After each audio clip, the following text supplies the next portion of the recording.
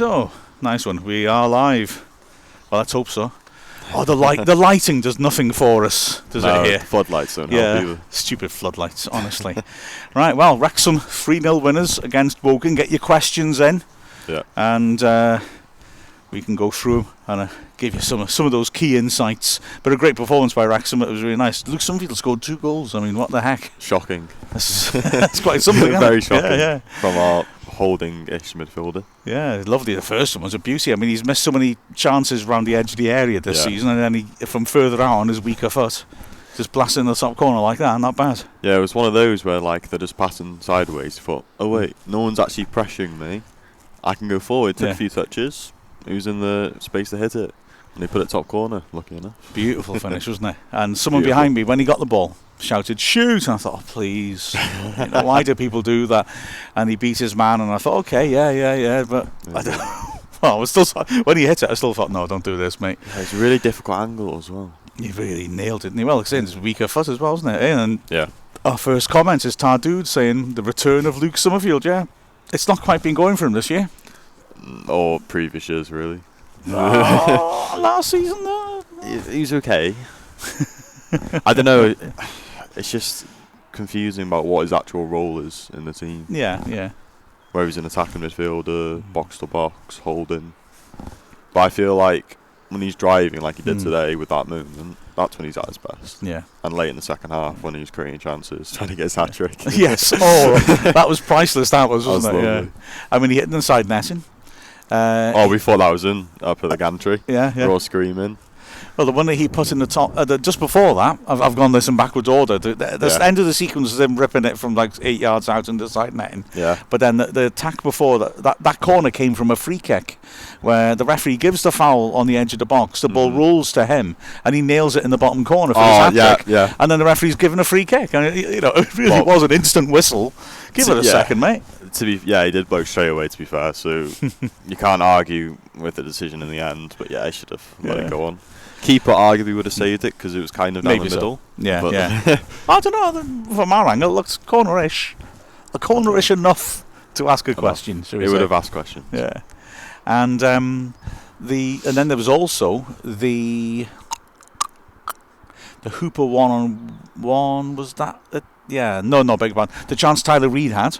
Yeah. When he put it over the bar, where the ball came driven behind Keeler Dunn, and he did well to control turn, and he could basically roll it short for Summerfield 1-on-1 with the keeper, or roll it longer for Reid, tighter angle 1-on-1 with the keeper. And I think because he'd hit the ball had hit him more than coming into his feet, he felt he had to hurry the pass, and he played the safer one out wide. And Summerfield's body language was hysterical. He was throwing his head in the air. We were screaming, give it to Summerfield, and it just went across his body. Our face just dropped. It blazed over. Nice one. Right, get your questions in. We want to know you're out there, or comments. But yeah, so Summerfield did well. I've got to say, for me, the key thing was the 2 new lads. Oh yeah, so technically they looked excellent. I look forward to seeing him on the 3G next Saturday. Well, I thought Dan Jarvis, he took a little bit of time to adjust in the game with the physicality of it, but especially in the second half when I thought Keats pushed him a bit wider, that's when he started to really show what you can do and why he was playing for Stoke City. I mean, I'm sceptical in a way of this sort of Premier League 2 and all this, the youth leagues. I'm not trying to sound like an old fuddy-duddy, but it's a very protected environment, and some of the players 100%. In there, they're only playing kids, and it's fine, and they come out to play proper football and don't adapt. And okay, you're going to get some talented lads, but you're also, thinking of players we brought from that environment. Caelan Bailey-Nichols, no. Anthony Spirou, no. They scored loads of goals at that level. But Jarvis, I think, to be fair, Keats has been after him for a long time, and Jarvis looks like the real deal. His technique, his confidence on the ball. The thing I loved the most about him, we broke so well, but there you've got a player that's rare in the National League, because he'll play that final pass right. He'll make that right decision. He'll play it with the right weight. The ball he played to Hooper to put him 1-on-1 with the keeper in the first half. Yeah, it's just nice, soft, beautiful weight on it, right onto Hooper's best foot, right in his path, in on goal. when he did the reverse ball as well. His lovely. goal it ended up as, isn't it? But that reverse pass then, but when he was getting in those positions, his technique is good and his head is cool. He doesn't panic. He waits and he plays that killer pass with the right weight on it. That's quality, that. Yeah, he understands the game, doesn't he? With that ball over from Luke Summerfield, he kept dragging across, and he brought defenders with him, which gave so much room to Rutherford. And what I liked about when he hit that pass, he kept going. And when Hooper flopped at the rebound, he was there at a tight angle to finish. Yeah, that's what I loved. He continued his run and got in there and got his goal. Yeah, Fair exactly. play to him. He looked very alive all the time to what's going on around him. It was good. Yeah, saw the angles. Yeah. And Keeler Dunn looks to have something as well. I mean, it helped that we were against 10 men, and they were overcommitting, but he found space between the lines really well, I thought, and could have scored himself, but I think he wanted it on his right foot. The ball came into him. I think if he hit it first time around the penalty spot, he had a good chance to score, but he tried to come inside into his right and ran into traffic. But he looked like a nice player and a confident player, and again a technical player, and I have, that looked very promising for me as well. I mean, when he was on, the game was already impacted on. As you said, they were going through it with 10 men. But I would like to see him start, see what he can do, 11v11 when the game's at 0-0. But yeah, a few times he couldn't sort his feet out and pull off that shot, which would have got him his goal. He did have a few chances. But yeah, he was piercing the lines, he was finding space, which was good to see. It was really good to see. And then here's Matt Price saying, Dan Jarvis, the new Scott Green. Any thoughts on Bobby Grant not being in the squad? I'll handle a Scott Green one because that must be before you were born. I don't have a clue who it is. I'll be honest. Scott Green, we brought him in. Dennis Smith brought him in the 2002-03 season. Yeah. We got promoted. But it was a 4-horse race, basically. 3 promotion spaces. And he was an experienced player that we brought in, and he was excellent and made a huge impact and just lifted the whole team. We were a good team anyway, but we needed that. But Dan Jarvis is not the new Scott Green, I'm going to argue, because Green was a good, strong, all-round midfield leader, rather than a very experienced, rather than a young lad who will attack more. He hasn't got that many goals, Green, but he was an excellent professional. In terms of having an impact on us, maybe, because I think Jarvis has the potential at this league, if it doesn't wear him down, to make an impact, and that's one thing got to watch out for. That's the thing about this league, isn't it? It wears you down. And the number of good young league players coming on loan from the league, Mark Harris, for example, making a good start, and then it deteriorates. So we've got to watch out for that and protect him. But he's got something about him. Now then, Bobby Grant, okay. Matt Price asked about that. Lee B is saying the fact Grant is out as Feely slows moves down, helped us with flow and fluidity. It sounded good. It did sound good. It was good. Shane Patrick's going back. Yeah, so that's a huge shame, that is. And then, I don't know, Grant's not even in the squad. He did have a poor game against Aldershot, didn't he? Yeah, well, I always feel like, again with him, he doesn't know, well, he might know, but he's not playing in his natural role when he's up top or in that attacking midfield position down the middle. So I don't feel like he's always comfortable where he's playing, and he kind of drifts out of games sometimes, I feel.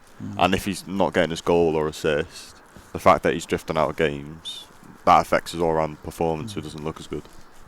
Yeah, I love his enthusiasm, and I think he's got a lot of. He has that ability, which he hasn't quite managed to transfer across. But I think that Lee's point is a good one. That maybe he does slow things down a little bit. The thing we did brilliantly today, well, a few things we did well, to be fair, but we broke extremely well and quickly. Yeah. And I think that is a fair comment. I'm inclined to want Grant to stay and be useful for us. I'm not one who's got on his back. There have been times. I remember the Chorley game stuck in my head, away from home. Because he did an awful lot of hard work miles away from the ball. In terms of Redmond was breaking forwards, and you felt our midfield was a bit light, and a number of times we broke forwards and Grant didn't commit forwards because he wanted to keep our shape in case we lost the ball. And it was good nous and it was good attitude just to do that. and the number of times so he wouldn't join a breakaway because if we lost the ball, our shape was okay. We weren't open to a counter attack. Yeah. And I like that sort of thing. But having said that, I think it's probably also time to freshen things up. And I don't mind him being around at all. I think he's a good bloke. Maybe to have around. Just there in the background. Yeah, but I liked what I saw today more than what we've been doing for much of this season. Yeah, I mean, I was at that Chorley away game and I thought we were susceptible to the counter-attack a few times in the first half especially.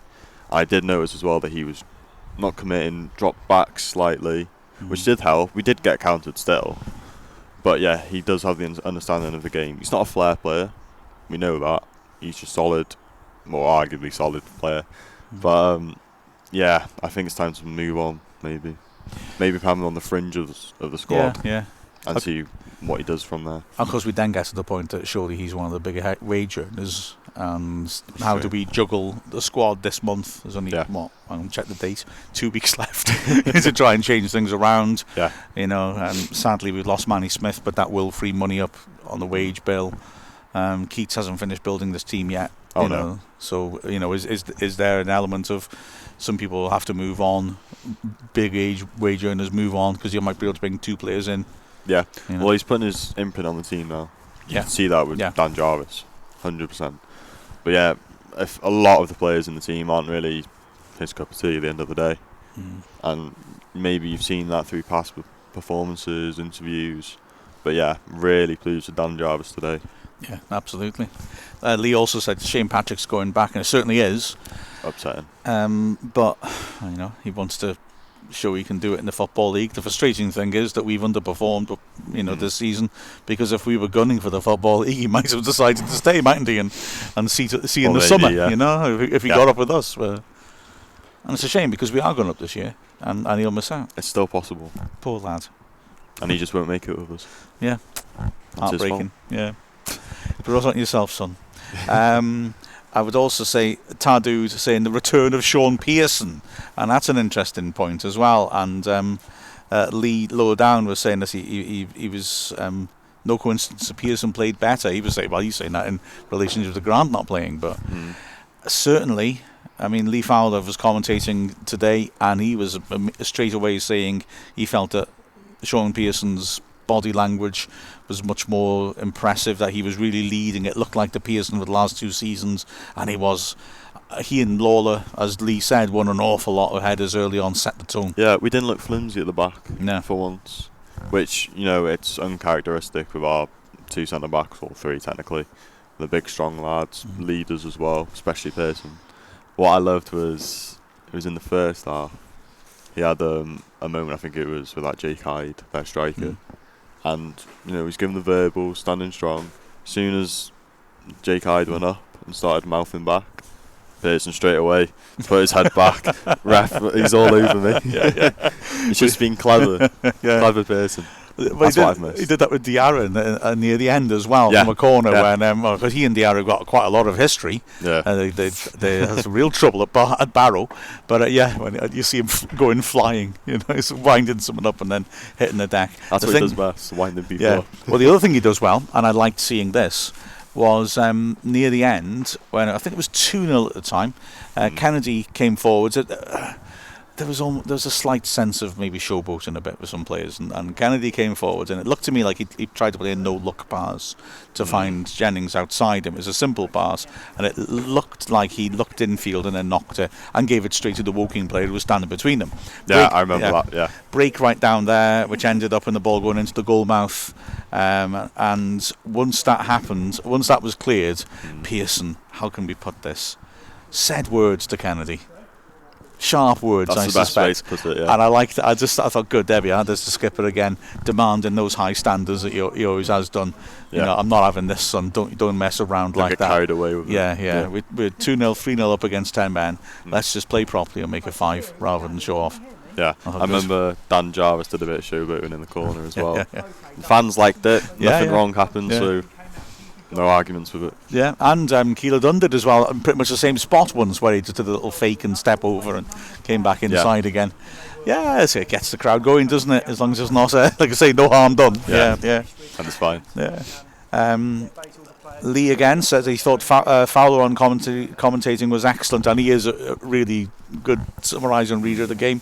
Clearly loves the club, and he agrees with the acceptance of failure comments. What Lee was saying basically was that standards have to be high off the pitch in terms of players' attitudes, and he 100%. Felt that this year it crept in the sort of acceptance of failure, acceptance of lower standards, and that was why he's saying that he wanted to see people like Pearson looking as they were and leading, which he then was pointing out he felt very much they did, and that the club need to get back to that idea of having high standards, which I know Keats is all about, because he's a very much he won't suffer, he won't accept anything but complete commitment and professionalism. Yeah, well, that's the thing, is attitude, isn't it? And you see it in the interviews, they're all accepting the failures, the bad performances throughout the season. But it's one thing saying it, it's one thing showing it in your performances, when you're training, when you're back on the pitch. Now, I think Keats said we were consistent at being inconsistent, and that hit it on the head for me. Yeah. He's completely spot on with that. Yeah. And as well, I think often consistency is that, for me, the quality of a player is not what they can do, it's how consistently they can do it. Yeah, 100%. There's plenty of players in lower divisions who can do a lot of fancy stuff, or are brilliant passers of the ball, but they're not always a good passer of the ball. Whereas you go to Premier League standards, and these players will just hit the same top spot again and again and again and again, and they don't squander the ball. Or finishers will constantly strike the ball well, rather than the sort of strikers who they'll put a couple in the top corner and then they'll put the next 15 in the top of the stand. I think that's key. Yeah, I thought Hooper had a bad game today. It was strange, wasn't it? He wasn't quite at it. I mean, he had chances, and he should be. He should be delighted with like Jarvis, who looks like he can. Looks like an assist machine. But he's 1-on-1 3 times with the keeper. One's tightish angle, to be fair. Yeah. And the keeper saved all 3, and he'll be frustrated with that. Yeah, what I've always said about JJ is that he gets into good positions and he knows where the goal is. I think who was it against? Chorley. When those first 2 finishes, he just knew where the goal was. Yeah. But today, I don't know, he just didn't seem at it. He was getting in the good positions, he was getting fed in, he was getting the chances, but when it came to finishing them and putting them away, I don't know, it wasn't clicking today. Maybe it was just an off day. Next week he might score 3. It was interesting that Keats left him on till the end. Or pretty much at the end, as if he was wanting him to score, and sort of wanting him to get a reward for the fact he was getting in good positions. Because I thought Patrick on for the last 20 might have been interesting against a tiring defence that were overcommitting and leaving gaps when we were breaking so well. But so I think it's good in the sense that you hope that Hooper's attitude's correct, and the fact that Keats is sort of rewarding him in a sense by giving him that full match is. Yeah, that Keats wants to be able to work with him and get something out of him, if you see what I mean. Yeah, I mean Keats made 3 substitutions today. True, which is very shocking to see. Well, I put it to you. Everyone says, he never makes many substitutions. Yeah.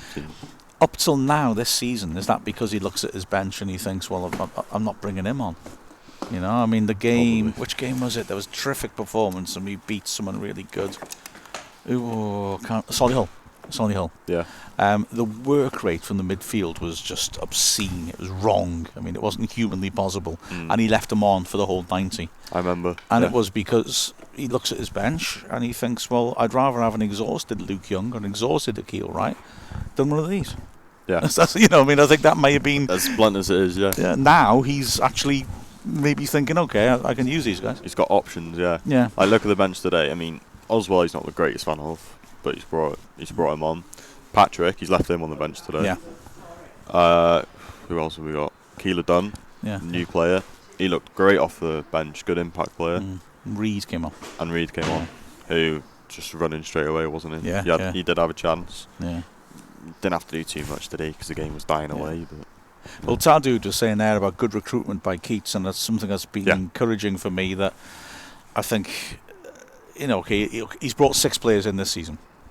He's brought in Horsfield, who very high quality, sadly got injured, but he was class act. Yeah. He's brought in Kennedy, who, maybe you could say isn't so much his signing in a way, but he's a good player. Again, he's improved the options available to Keats.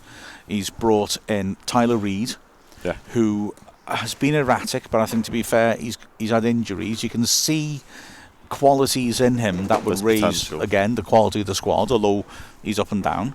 And he's brought in Patrick, who obviously improved us going forwards. Then he's brought in the 2 lads from today who clearly look quality players and good players at this level. Yeah. So his hit rate is kind of rather good. You know, I mean, that's basically 5 hits and 1, let's see, but you can see he's got quality. Yeah. Whereas in the summer, our hit rate was not so good, shall we say.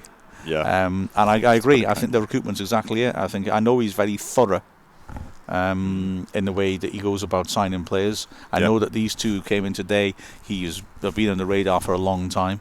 I know there are other players in on trial, but I think they are more, players who've maybe come to him perhaps. And if that's the case, he wants to have a proper look. Do you know what I mean? Rather than that, you get the sort of feeling that in the summer we weren't quite so thorough. Yeah, I wouldn't be surprised if by next summer or next January we have a completely new 11 to what started this season. I would not be surprised at all. Yeah. Well, not 11, but 8 or 9 players. I think there could be a lot of changes, and I think there could be some that might surprise people a little bit, but I think you're right. I think Keats has been quite ruthless, and I think that's good to see, though. Yeah. That is good to see. Yeah. Like, he's got high standards, I think, Keats, and in a lot of ways, and I think he'd expect that to be carried out with the players. Yeah. Mm-hmm. Some good stuff coming in today. Welsh Monkey 11, my favourite team, saying, "Hey, the ref was so bad today." Yeah, but he gave a few good ones to our favour, didn't he? I thought that the red card, say Lee and I commentating, both called that as a penalty. We thought, we're on the wrong side, maybe to see it properly. I did think it was a pen at first glance. Yeah. He did give some funny ones. We had a lot of penalty handball shouts. Oh yeah. Some of which I thought weren't. But there were a couple. The one after we got the penalty looked more like a penalty in a way. Well, no, I think that was a penalty, ours. Yeah. But he had to be absolutely cast iron for this guy to give a handball, I think. What I loved was when we were commenting on the dive, which got Loza sent off. Yeah. We were saying, he's log rolling back to the tunnel. He's been sent off. And Woking Twitter's like, blatant penalty. Like, didn't deserve to be sent off. It's just 2 contrasting views that you'd love to see on on a replay when the highlights come out. Yes, I'm looking forward to seeing that. There was an odd one with Luke Young as well in the first half when Donnellan stayed down for a long time and got treatment. Yeah. Where Young was really late, but I got the feeling he didn't touch ball or man. No, there were a few. And the crowd weren't too happy. Well, the referee blew. Donnellan stayed down. Referee blew for the foul. Yeah. And I'm thinking, well, okay, if the ref's saying he's touched him, he's got to book him because he was very late. Oh yeah. But I don't think he did touch him.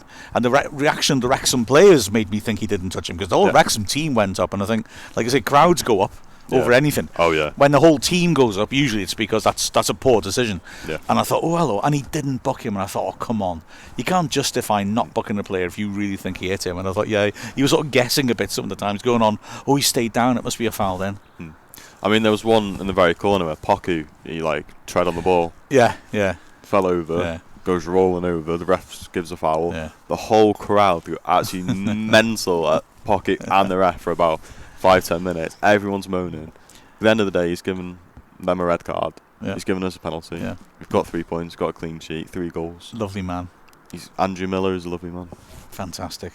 I didn't think he was very good, but he was one of the better refs you've had this season, which tells you something about National League refs, bro.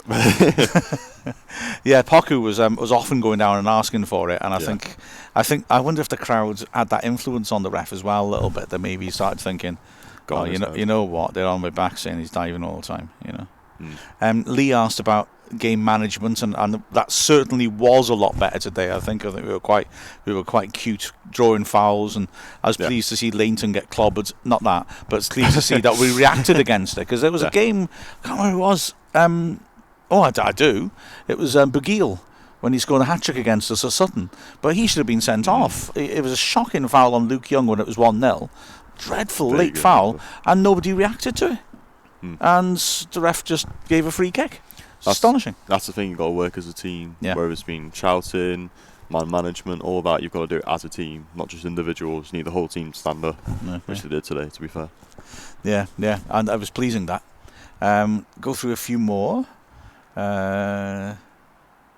Lee's hoping for the playoffs. He wants to know when we're going to see Wrexham track again. I've been just so on time.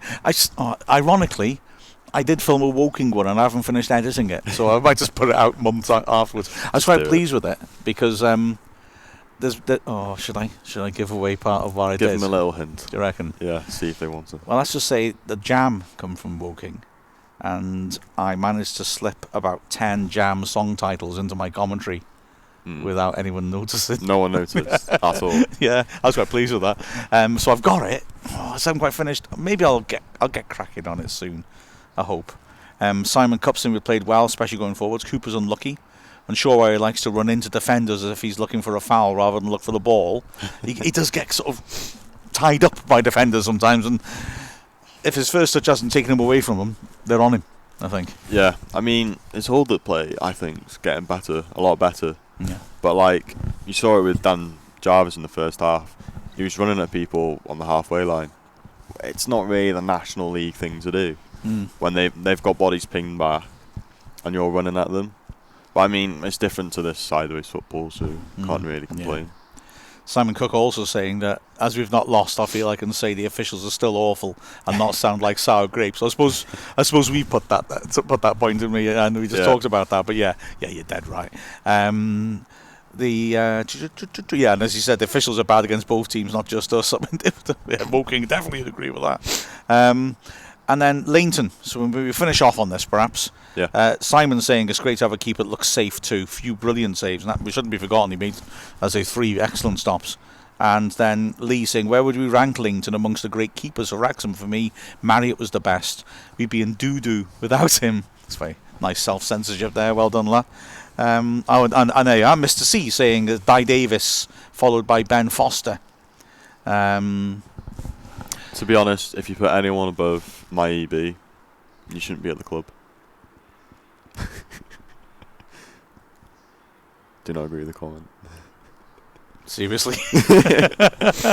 I just loved it. Well, I didn't love it if someone had a penalty against us, but his little dance he did in goal. Maybe. I got to be careful here. Because I'm not saying I think he was a good keeper, to be fair. I think Maxwell's better. Oh, yeah. Maxwell's better. Yeah, everyone loved Maxwell as well. Yeah. Until he went to Fleetwood. However, I guess we... All right, then. In terms of performances by keepers lately, and National League, Leighton's the equal of anyone, I would say. Yeah, can't argue with that. You know, Dunn and Jalal were decent, but not at his level. Maxwell, I think, was the one for me that I would compare with him. Yeah, and I think they're both good keepers. I think they're fairly similar level, I would argue, perhaps.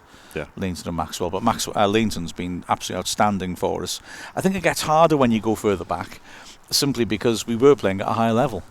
You know, I mean, as Mr. C says, you know, Di Davis, was a Welsh international keeper playing in a championship for us and was an excellent goalkeeper.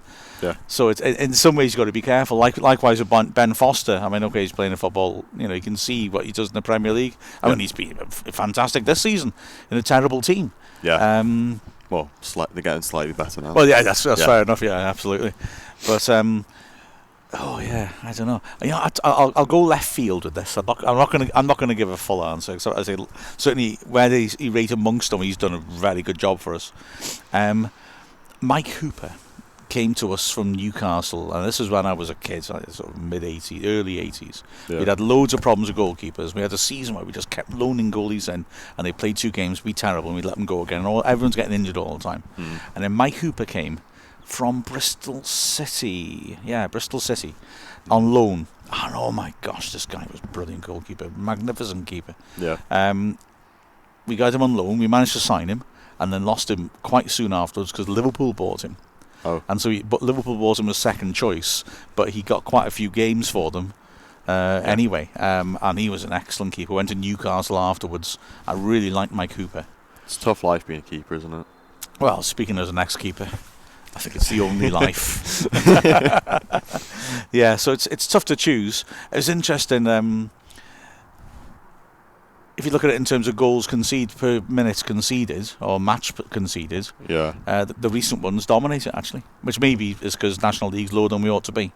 So in terms of goals conceded per minute, I think I remember right, Maxwell's per match. Sorry, I think Maxwell's best, and then it's Miyabi, but Leighton's pretty similar as well, and Dunn is up there as like all-time great goalkeeper. So maybe that shows you can't trust statistics completely. I've got a question for you.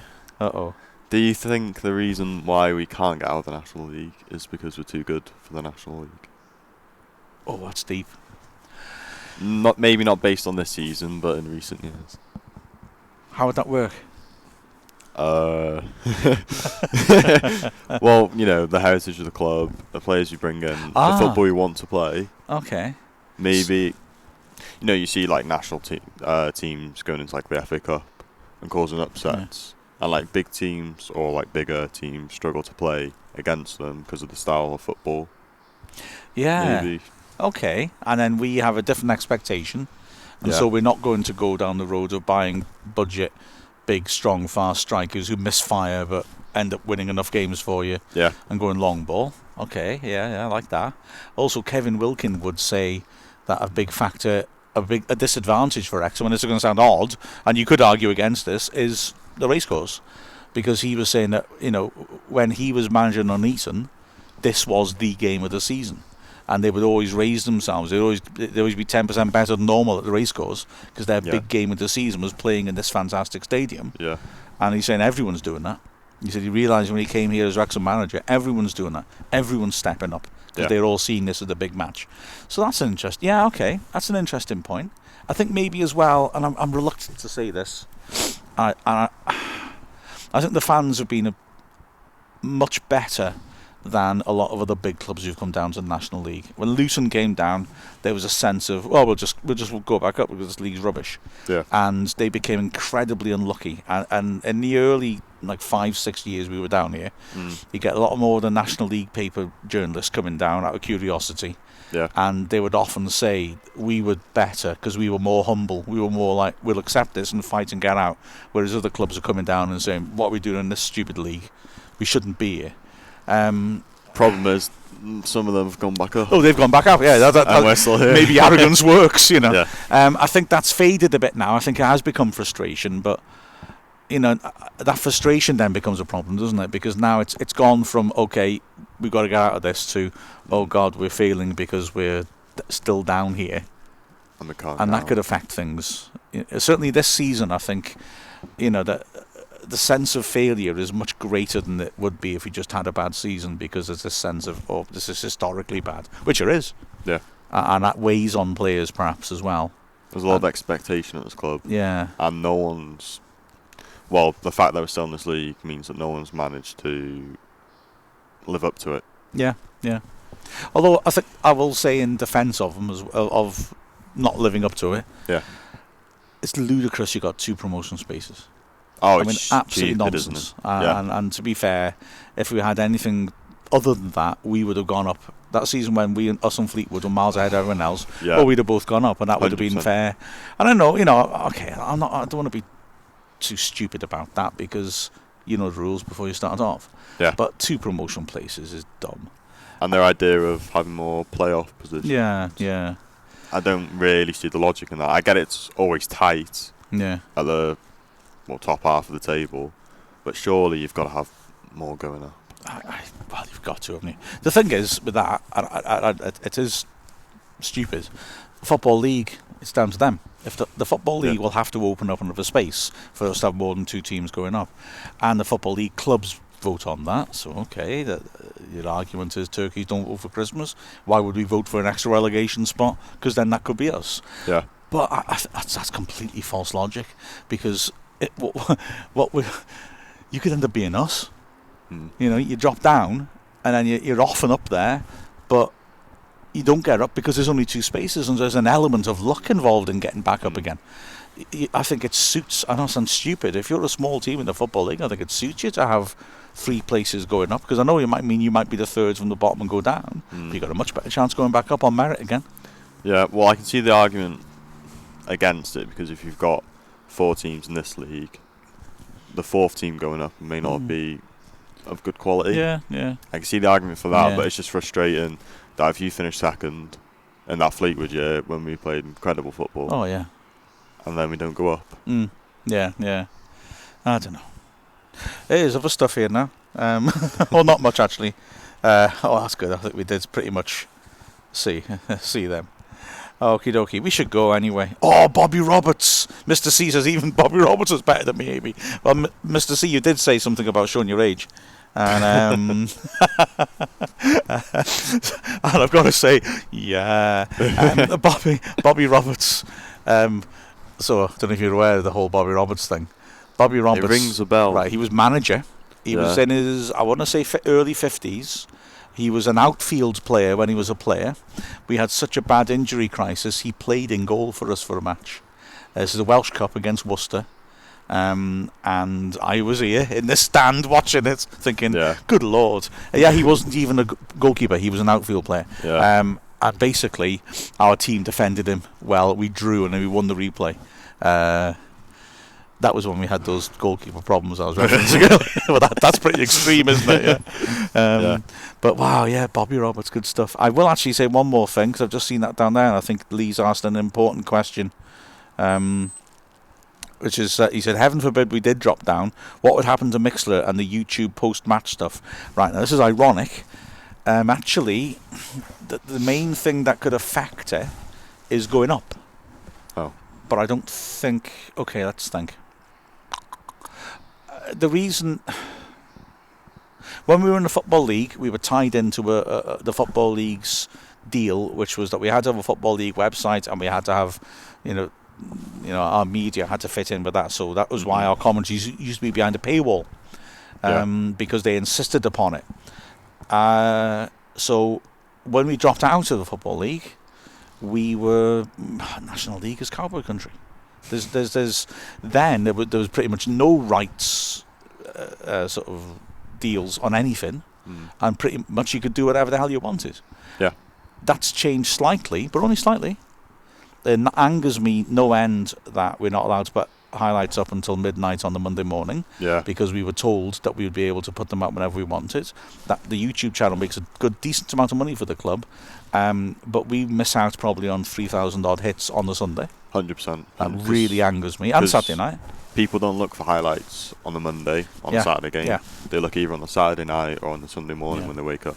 And I edit the highlights, and I usually get them finished by about 1 o'clock Saturday night. I'll go home now, and I'll basically have my tea, and then I'll just be non-stop editing it, and I'll usually get it done by about 1 in the morning. So we'd have it late night, coming in from the clubs, and then all Sunday we'd get 3,000 hits comfortably. 100%. The rare occasion we're allowed to for the trophy and the Scottish Weird Cup, and again, by over the course of the Sunday we'd get thousands of hits. Consistently that was happening, except for the Halifax game, for natural reasons. Now, so for that reason, if heaven forbid we went down, nothing would change, except I don't think we get fuller. Ooh, that's a thought. Okay, I don't want this to happen, so I don't know why I found excited then. Mixler would be exactly the same. The YouTube stuff would be exactly the same. Yeah. The only difference possibly could BT? be stream... Well, BT wouldn't be covering us, no. Which means would we be able to stream live games? That might be limited by the Wi-Fi here, if I'm honest. It's not the best. I'm sure if you've listened to these regularly, you'll realise that sometimes we lose connection here. I think this side's better than that side. So they're different networks. So I think essentially, if we went down, it would be exactly the same, unless people just don't want to go around. If we went up, though, oddly, now then, okay, Mr. C saying, and thank you for this, God forbid if we go up, the comms go back to Radio Wales. Well, they won't. We will keep the same setup, but I'm 99% sure that the commentary will go behind a paywall because Football League teams have to. And I think there'd be that. I think we'd be in this deal where you could pay for the commentaries and you could also pay for live video streaming of the games. The public would have to pay. Yeah. So YouTube, I'm not sure what the deal is with highlights. I'm not sure about that. So the mix of the commentary, we have had this conversation. Basically, there's years ago, but as I understand it stays the same. The commentary, clubs can just ask, can we use the BBC commentary? And if the BBC channel agrees, fine. And a lot of football league teams do that. But we don't want to, because we've got our own commentary team, and we're happy with that. And we have regular listeners who are used to us and like it. So we would just say, no, we provide our own commentary. It also happened when we were in the football league. Video, I think, would have to go behind the paywall, or some would, and the commentary would have to, I think. And I think they have live, like I said, they have on-demand live streaming, but you got to have a subscription with your club, if that makes sense. We were under restrictions before with YouTube about like length, like you could put goal highlights up, but not full highlights. Really? And that was the same in the National League actually as well. So we used to, if you go trawl back through the YouTube history, you'll see seasons where our match highlights are 90 seconds long. I have noticed that, like with Sky, for instance, their highlights will be like 2 minutes, and they will literally just show the goals. But BT, they give you 5 minutes, and you'll see like the actual action as well, which I do prefer personally. But some people just want to see the goals. I think that's partly because they're now editing the games themselves. So they're getting BT get the games live at their headquarters in Olympic Park, and they edit it as the game is going on. I said to the mascots today, there's like 4,000 people here watching the game, and one person in East London watching it as well. It's weird, isn't it? Yeah. And so because of that, they're actually getting a feel for the game. So I feel that when if I'm editing an away game and I haven't been to it, which doesn't happen that often, but does happen, I rather watch the whole game than just find the incidents, because a football match is a story. They need to understand it. You might see, like for example, all these handball shouts by the referee. I may well put them all in the highlights because I'm thinking there's a pattern of handball decisions for the ref all the time, which that's part of the story of the game. Whereas if I wasn't, if I was just looking on Twitter for the key incidents, they probably wouldn't be there, or which contributes to the handball he did give in the second half. Oh, actually, a better example of that was the Eastleigh game, I think it was, where Akil Wright is important in both goals because he presses really high up the pitch and he wins the ball back. And there were a couple of instances in the first half when he did that really well, and they led to chances that weren't great chances. And I think on their own I wouldn't have bothered putting them in the highlights, but I thought that tells a story here of Akil Wright's pressing, Akil Wright's causing them problems. You can see the pattern form and draw your own conclusions watching the match. Although I've got to be honest and say I cheat, because if it's me commentating on the highlights of an away game, then that means that we weren't able to have a commentator at the away game. And I've had to do it in my front room, which I used to hate doing, and because I knew it sounded terrible. I think now I kind of get away with it a bit. I think it sounds like, I think he's not there, but he might be.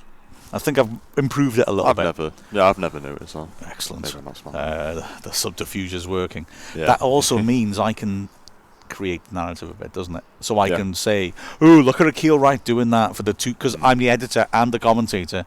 I know the point I'm trying to make. I'm trying not to be biased, but I will, I think I've watched the whole game. I think Akil Wright was key in that match.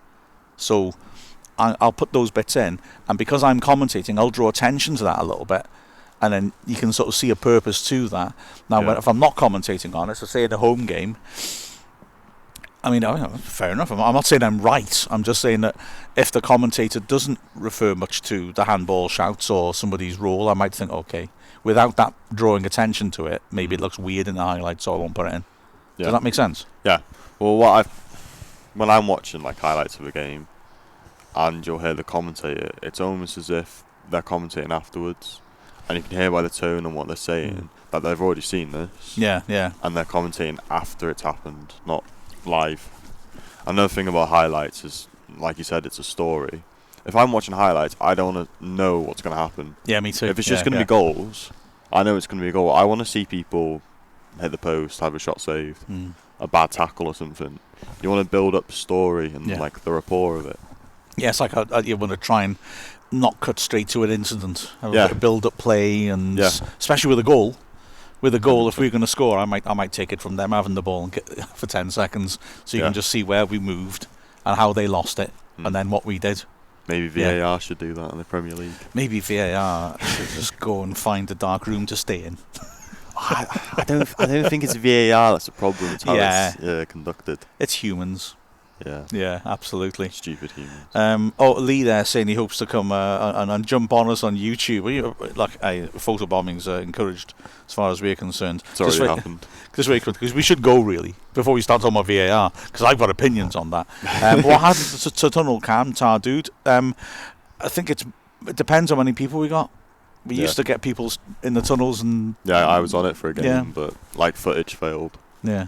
From one of that was right. Yeah, you did it, and then the GoPro failed completely. Yeah. And there was also a problem with one when Fondop was playing for us, where we were putting them inside the tunnel, and we had to as a GoPro, which of course means you don't need an extra person. But then Mike Fondop walked into it with his head. And I think the club said, this could be a health and safety thing. It wasn't a health and safety thing. It was a Mike Fondop thing, I would argue. I've got to be honest. It was quite funny footage because I got it. Yeah. And I couldn't use it. Why, was the GoPro dangling down? The GoPro was attached to the top corner inside the tunnel. So I think you really would have to be very careless to make contact with it. He kind of is but he was very careless, yeah. The footage was wonderful. It was totally unusable because after he hit it with his head, it's not showing anything. No. But it was great because it was just like showing the players, and I knew what was coming. And he just walks up, and then suddenly the camera goes poof, and you can just hear someone swearing. Should just upload it to Twitter, just a little clip of it. I used to, I don't know where they are now. I used to store funny stuff for players. I'd love to see that. But, if they still play for us, as we're the media team, we can't really... You know what I mean? It looks bad, doesn't it? That Wrexham track on Woking, I was going to put one of them on, because I did a thing, The Many Faces of Connor Jennings.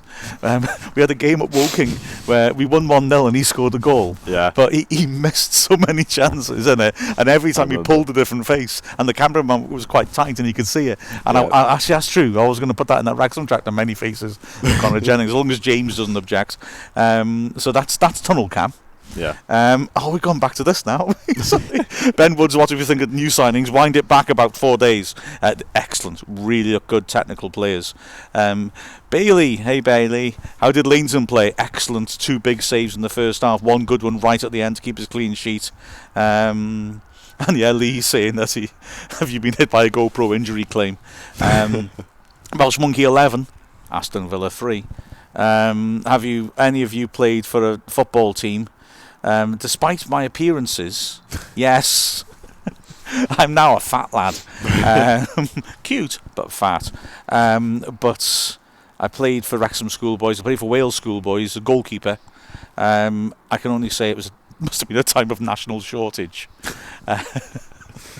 The worst I ever felt in my life was a fitness session with the Wales schoolboys, which I jogged around at the back with Neil Edwards, who became Stockport's keeper. He was a good goalie. He was better than me.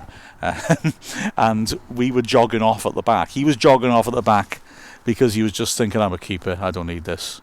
I was jogging off the back because my lungs were coming out my nose. I was going to throw up through my backside. It was a beautiful experience. Yeah. Well, personally, I've discovered the five-a-side. Hey, and futsal. That's it. Yeah, playing for Neymar. I wouldn't say Neymar. No, you just did say Neymar. Oh, good point. Or just your leisure league stuff. No, I've never played for a team, but I still understand the game. Exactly. Yeah. Nice one. Right, and on that bombshell, let's leave, because our leader has come up to tell us to leave the stadium. See, we're being kicked out. Oh my God, it's 6:10. Past my bedtime. Oh man, this is a nightmare. This. I made a little fort for my cat before I went out. I want to go back and see if she's in it. It was quite smart, actually. There's a cardboard box with the thing inside it. I don't know what the word is. Bed. Cat bed. So, why am I talking about this? Wrexham won 3-0. Should we just end it there? Wrexham won 3-0. Stop streaming. Oh no, go on to that final screen thing. This is the seamless way that media works.